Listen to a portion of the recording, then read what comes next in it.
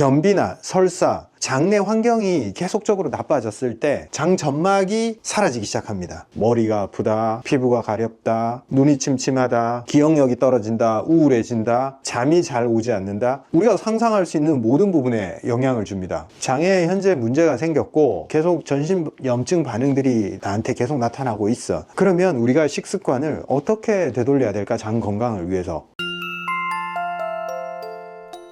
안녕하십니까 구독자 여러분, 후쌤입니다. 오늘 들고 온 주제는 장입니다. 장의 문제를 우리가 간단히 생각을 하면 변비, 설사 이런 종류가 있겠죠. 그런데 그 변비, 설사가 결국 드러나는 형태지만 실제로 우리가 대장 점막이 얇아져서 대장으로 장 독소가 흡수되기 시작하면 전신적인 증상이 나타납니다. 알러지, 피부질환, 소화장애, 탈모, 피부병, 심지어 불안, 우울, 수면장애, 정신적 문제까지 따라옵니다. 장은 독소가 있어도 대변으로 배출을 하게 설계가 되어 있는데 장 독소가 몸으로 흡수가 된다. 이런 일들이 왜 일어날까요? 오늘은 그 부분에 대해서 중점적으로 다뤄보도록 하겠습니다. 먼저 장 독소. 아무래도 소화의 대사산물들이 장에 최종적으로 모이기 때문에 거기는 암모니아도 있고 황화수소도 있고 나쁜 것들이 많이 생겨요.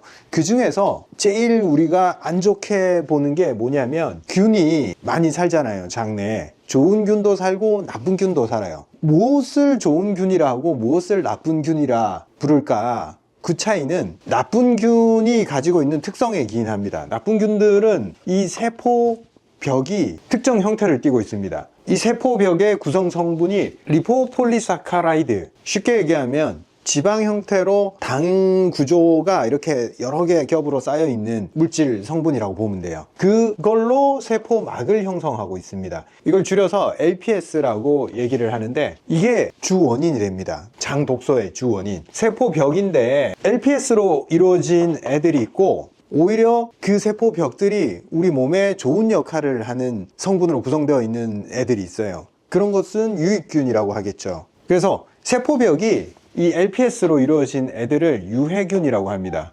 대표적으로 대장균, 살모넬라균, 안 좋은 재료를 먹고 사는 이런 균들이 다 세포벽이 LPS의 형태를 띠고 있는데, 그러면 이 LPS는 왜, 뭐 때문에 장에 독소로 작용을 할까? LPS가 이 세포가 죽을 때, 파괴될 때 주로 이렇게 조각조각 떨어져 나와서 몸에 문제를 일으키는데 실제 대장 내에 있을 때는 큰 문제를 일으키지 않아요. 대장에서 흡수돼서 혈액으로 들어갔을 때 문제를 일으켜요. 근데 이게 쉽게 일어나는 일은 아니에요. 장도 점막으로 보호되어 있어요. 장이 있으면 이 장 표면은 끈적끈적한 점막으로 이루어져 있기 때문에 여기에 LPS가 있다고 하더라도 이걸 뚫고 가지를 못해요. 이 점막에 묻혀버립니다. 그리고 점막을 뚫고 지나갔다 하더라도 이 세포 사이에 이 구멍이 수분이나 아주 미세한 영양소만 통과할 수 있어요. 이렇게 크기가 큰 LPS가 타이트 정션이라고 하는데 이 틈새를 통과를 못해요. 그래서 대장 내에만 머물러 있습니다. 그리고 대변을 볼 때 다 배출이 되는 거죠.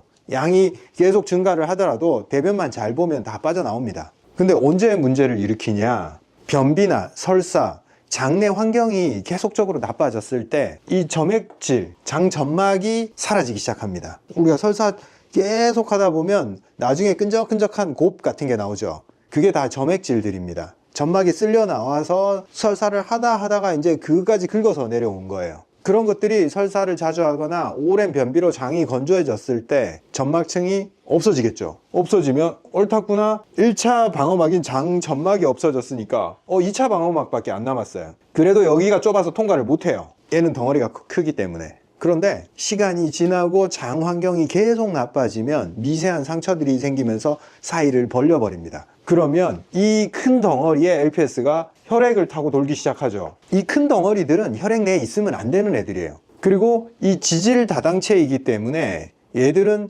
어디 가서 깨끗하게 세포 차원에서 좋게 쓰이는 게 아니라 그게 어딘가에 끼거나 문제가 있는 부분에서 맞게 되면 거기에 염증이 생겨요. 그냥 혈액을 타고 도는 데서 끝나지 않고 염증을 일으키기 때문에 전신 반응이 생기기 시작합니다. 머리가 아프다, 피부가 가렵다, 눈이 침침하다, 기억력이 떨어진다, 우울해진다, 잠이 잘 오지 않는다. 우리가 상상할 수 있는 모든 부분에 영향을 줍니다. 모두 다 미세한 염증 반응들이라 보면 됩니다. 전신 염증 반응. 혈액을 타고 돌아다니면 안 되는 이 LPS가 혈액을 타고 돌아다니면서 소위 말하는 이 나쁜 짓을 하는 거죠. 깨끗한 물이 흘러야 되는데 거기서 누가 계속 기름 묻은 그릇들을 설거지를 해요.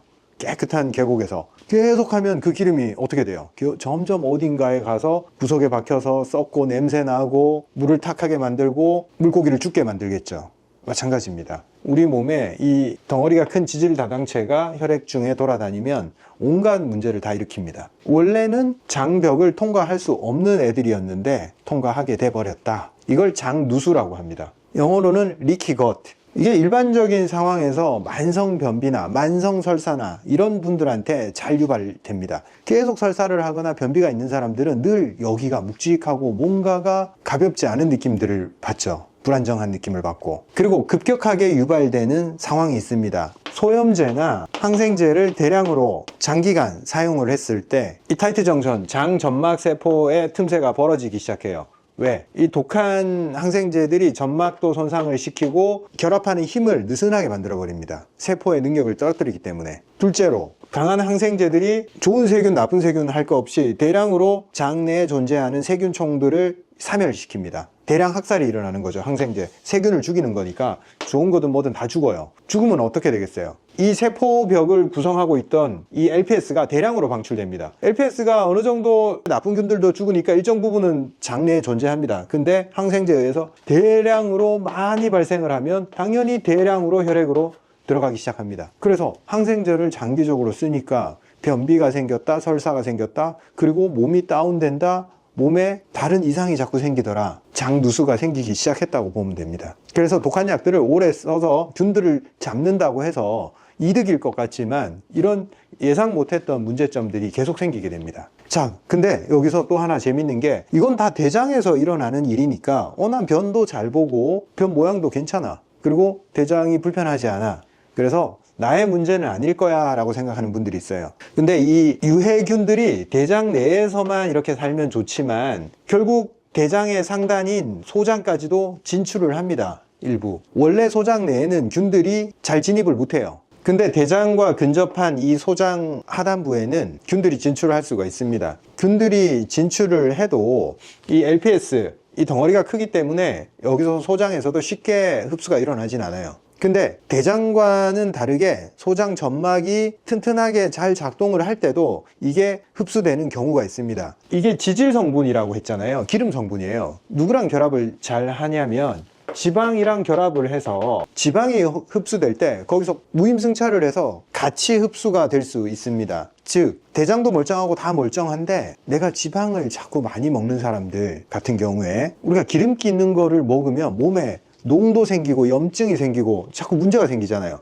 그게 내가 기름기를 많이 먹어서 염증이 생기네 이렇게 생각을 하는데 그거 말고 작용하는 요소가 소장까지 진출한 LPS, 사멸된 유해균의 그 세포벽들이 지방과 결합해서 몸으로 진출을 합니다. 흡수가 돼서 혈액을 타고 떠돌아다녀요. 혈액 중에 지방이 염증을 일으키는 게 아니고 이 LPS들이 가서 자꾸 쓸데없는 짓을 하는 거예요. 단순히 우리가 지방을 섭취했을 때 지방만의 문제가 아니라는 거죠. 독소를 같이 흡수를 하게 된다. 이렇게 이해를 하면 됩니다. 물론 모든 사람이 그렇지는 않겠죠. 소장이 깨끗한 사람도 많아요. 근데 소장도 관리가 안 된 사람은 소장 자체도 유해균이 존재할 수밖에 없다. 안 좋은 것들로 계속 대장으로 보내주면 유해균들의 양이 늘어나잖아요. 이 밀도가 높아지면 얘들도 생존을 위해서 밀도가 약한 부분까지 자꾸 진출하려고 합니다. 원래는 이 안에서도 살만했어요, 유해균들이. 근데 자기들끼리 경쟁이 치열해지잖아. 나는 여기 가서 살래 하고 소장으로 들어와 버립니다.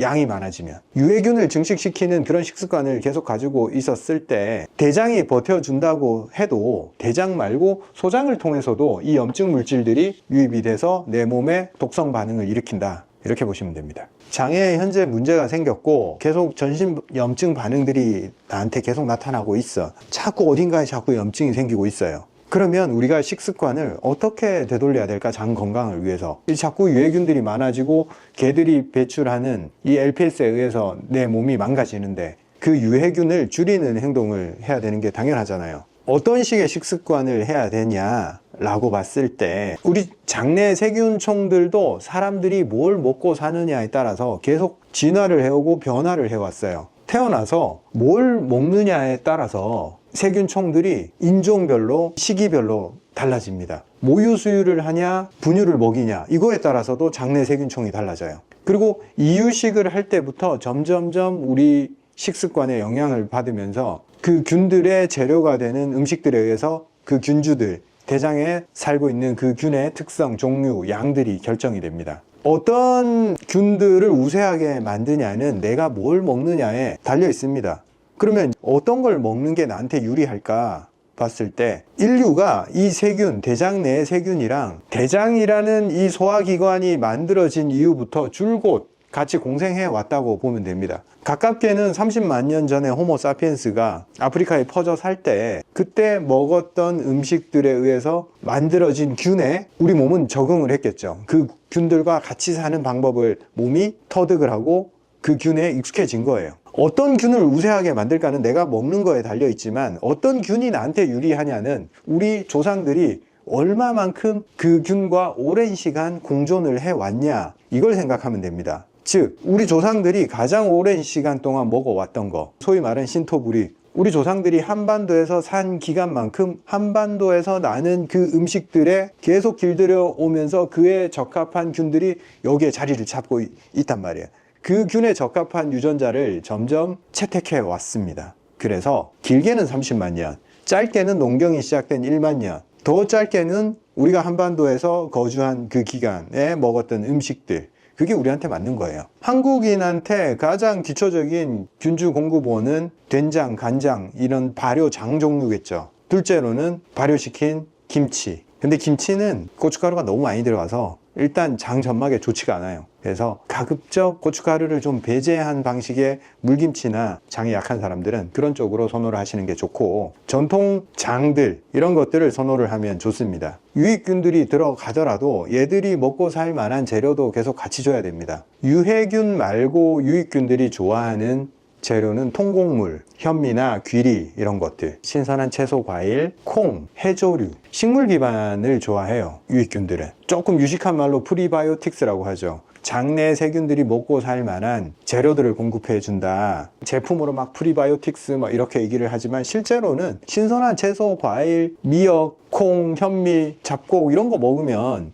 충분히 재료가 공급이 됩니다. 그리고 장내 생태계를 잘 유지하는데 결정적으로 우리가 장 점막을 얼마나 제대로 유지하느냐, 이게 정말 중요해요. 그래서 장이 건강하려면 장의 연동 운동이 잘 되고 장 점막을 재생할 수 있는 이 분비세포에 혈액이 제대로 공급이 돼야 됩니다. 그래서 장을 움직이는 운동, 걷기, 이렇게 파워워킹, 계단 오르기, 골반을 자꾸 작용시키면서 장이 꿈틀거리게 해줄 수 있는 거, 그리고 비틀기 운동, 장을 이렇게 쥐어 짜주는 이 비틀기 운동, 이런 것들을 자꾸 해줘야지 장에 제대로 혈액이 공급됩니다. 가만히 앉아 있으면 가스 차고 배가 빵빵해지잖아요.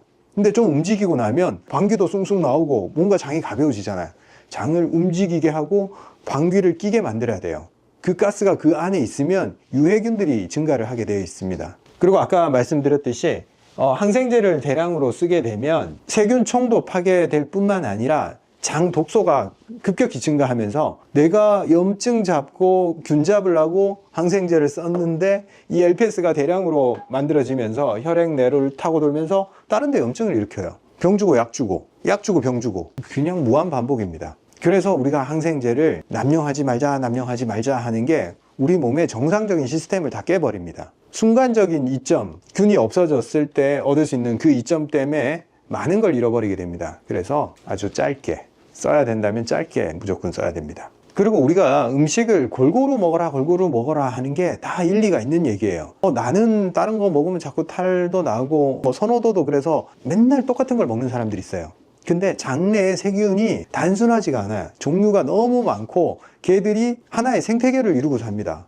사바나 초원처럼 벌레도 있고 뭐도 있고 균 내에서도 막 위계 질서가 있어요. 하나의 그냥 우주입니다, 그 안이. 그래서 걔네들은 다 소중해요. 얘는 필요 있고 필요 없고, 유해균이라고 했지만 유해균이 싹 없어지고 유익균만 있잖아요. 그것도 문제가 생깁니다. 아프리카 초원에 사자가 없어지면 영양 숫자가 늘어나서 초원이 황폐화돼 버립니다. 나쁜 균도 하는 역할이 존재합니다. 그래서 우리 균의 그 밸런스, 다양성이 존재해야 되기 때문에 균들이 뭘 좋아할지 모르니까 일단 다양하게 먹어야 됩니다. 우리 조상들이 먹었음직한 것들, 최대한 이것저것 다양하게 잘 먹고 많이 먹고, 이상하게 만든 음식들 말고요. 공장에서 만든 음식들 말고 진짜 자연 상태에서 채취해서 재료의 형태가 보이는 것들, 그런 것들은 모두 다 몸에 이득입니다. 오늘 이 영상을 보시고 평상시에 젓가락이 잘 안 가던 음식들이 있을 거예요. 한 3가지만 더 젓가락을 한번 더 가봅시다. 평상시에 손이 잘 안 가던 콩자반에도 좀 더 한 번 더 가고, 미역 무침도 한 번 더 먹고, 음식의 다양성을 높이는 노력을 한번 해봅시다. 감사합니다.